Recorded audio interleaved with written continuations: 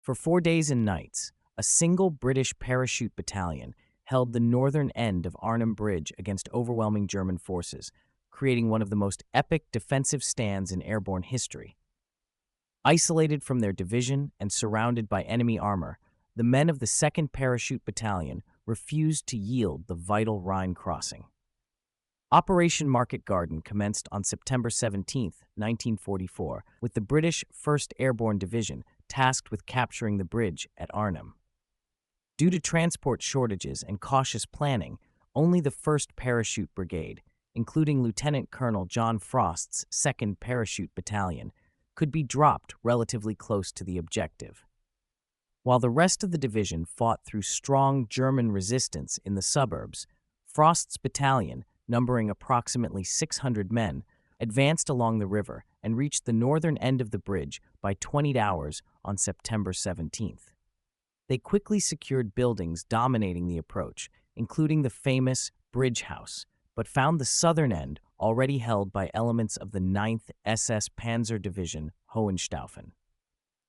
The battle began in earnest at dawn on September 18th. German attacks came from 3 directions: from the south across the bridge itself, from the west along the riverbank, and from the east through the town. The paratroopers, armed with Lee Enfield .303 rifles, Bren light machine guns, and a handful of Piat anti-tank projectiles, faced German armor including Mark IV tanks and self-propelled guns. The Piat, firing a 3-pound-shaped charge projectile, became their primary tank-killing weapon, though its effective range was only about 115 yards. German 88mm flak guns, deployed in direct fire mode, systematically reduced the British-held buildings to rubble. The paratroopers established strongpoints in cellars and ruins, creating interlocking fields of fire that exacted a heavy toll on German infantry assaults. Communication was nearly impossible. Their number 18 radio sets failed in the built-up area, cutting them off from divisional headquarters. Resupply was non-existent. Ammunition, food, and medical supplies dwindled rapidly. Water had to be collected from shell holes. Despite this, the battalion repulsed every German attempt to storm their positions. On the 3rd day, September 19th, a few elements from the rest of the division, including some of the 1st and 3rd Parachute battalions, fought their way through to reinforce Frost's perimeter, bringing their total strength to around 740 men. The end came on the morning of September 21st. After withstanding constant mortar and artillery bombardment, and with their positions engulfed in flames from phosphorus shells, the surviving defenders were overwhelmed. German pioneers used flamethrowers to clear the final strongpoints.